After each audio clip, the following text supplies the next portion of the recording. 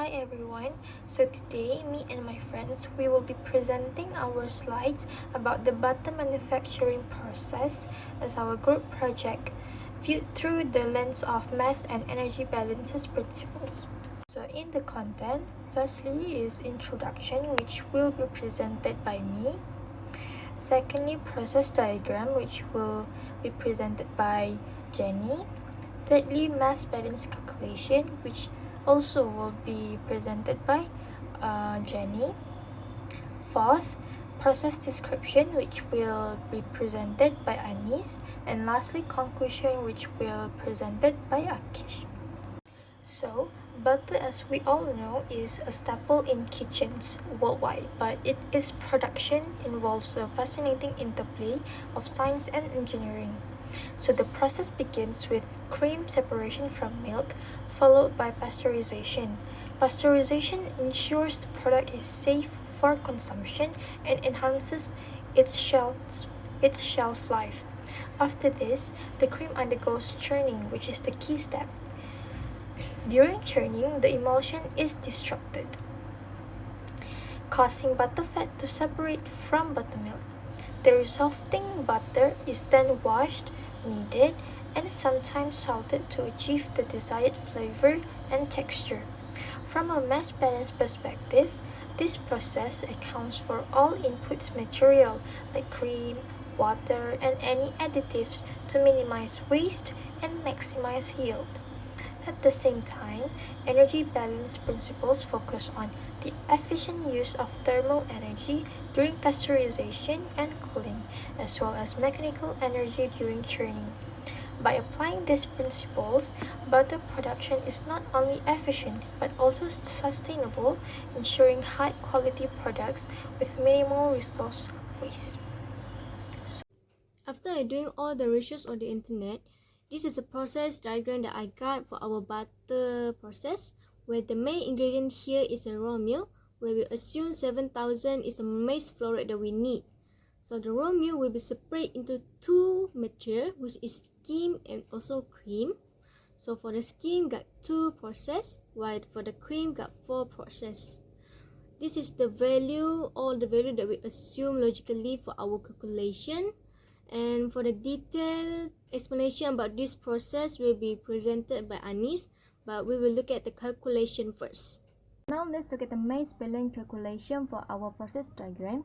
So here I will focus on cream processing first, which is press and centrifuge, because we got more information than other equipment. So here we can see there is 5 unknown, which is A, B, D, C, and also fraction at the B. So first we will do the dot line to see overall and single equation. So this one is the overall, this one is single for press, and this one is single for centrifuge. Okay, first I will find the fraction for buttermilk at the E. Why? Because we know that all the input-output fraction is equal to 1. So 100 we will minus with 70, we got 30, which is fraction for buttermilk is 30 at the E. Okay, next we will do the overall equation. We know that input equal to output. So A is input, B is output, D is output, and also E also output. Okay, now we got the first equation, which is this one. A equal to B plus D plus 1,500. Okay, we cannot find any value, so we will do the butter, which is this one, and also for B, and also for D, and also for E.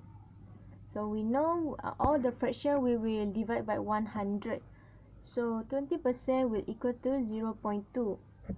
Okay, for this one, how do I get 0.02A? Because here information said that 2% butter from A.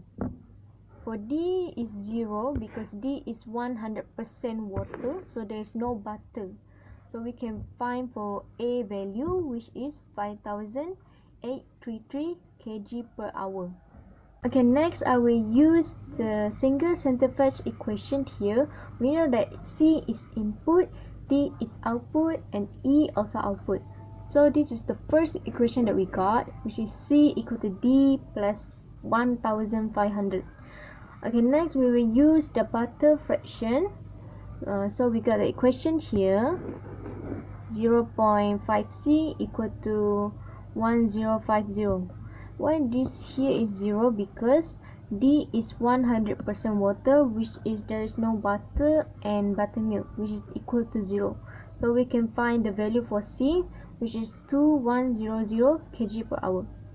So we can put the value C on this equation to find the value for D. So D we got 600 kg per hour. Okay, now we use back the overall equation, which is A equal to B plus D and plus E. So we already got the A value and also D value, and E value is a given value, so we can find for the B value. So we got B is 3733 kg per hour. Next, I will use the single press equation because we already got the A value, C, B. So we can find the fraction for butter and milk at the B. So we know that input equal to output. So A equal to B plus C. So we got the butter here is 0.03.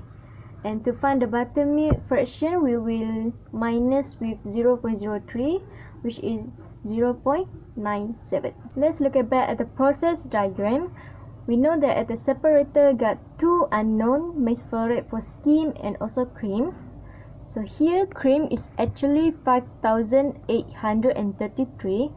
Why? Because we know that input churning here and also output churning here is the same unless there is new output at the bottom or at the top. So the processing will not affect at the maize flour rate. So here cream maize flour rate is equal to 5833. So to find the skim maize value, we will minus 2000 with 5833. So we will got the value is 1167, and output here is also the same as this one. So here we know the final product is 600.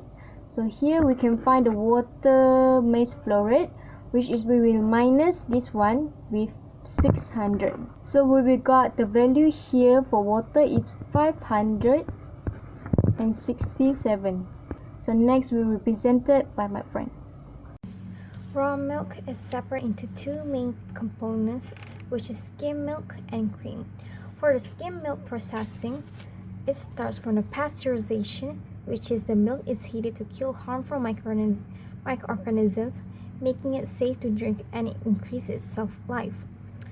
For the second process is evaporation and drying. For the evaporation, the water is removed from the milk by heating and leaving concentrated milk solids. For the drying, the concentrated milk is dried using spray or roller drying to create powder milk. Powder milk is easier to store, transport, and lasts longer, making it a key ingredient in food and pharmaceutical industries. As for the cream processing, it starts from pasteurization, which is the cream is heated to kill harmful microorganisms, ensuring safety and extending shelf life. As for the second process is churning and refining. For churning, the cream is churned to separate butterfat from buttermilk, forming butter. For refining, the butterfat is processed for consistent quality. And for the third process is pressing. The butter is pressed to remove leftover buttermilk, giving it the right texture and moisture. And lastly, centrifuging. Centrifuging is a centrifuge is used to further refine and purify the butter for uniform consistency and quality. These steps produce high quality butter and ensure safety and reliability in the final products. In the conclusion, the butter manufacturing process is the prime example of how mass and energy balance are applied to optimize production. By carefully managing inputs like water, cream, additive, and efficiently utilizing thermal and mechanical energy, the process achieves high quality butter while minimizing waste and energy consumption. This balance between efficiency, sustainability, and quality highlights the importance of engineering principle in food production. Butter isn't just a product of tradition, it's the result of careful scientific planning and execution.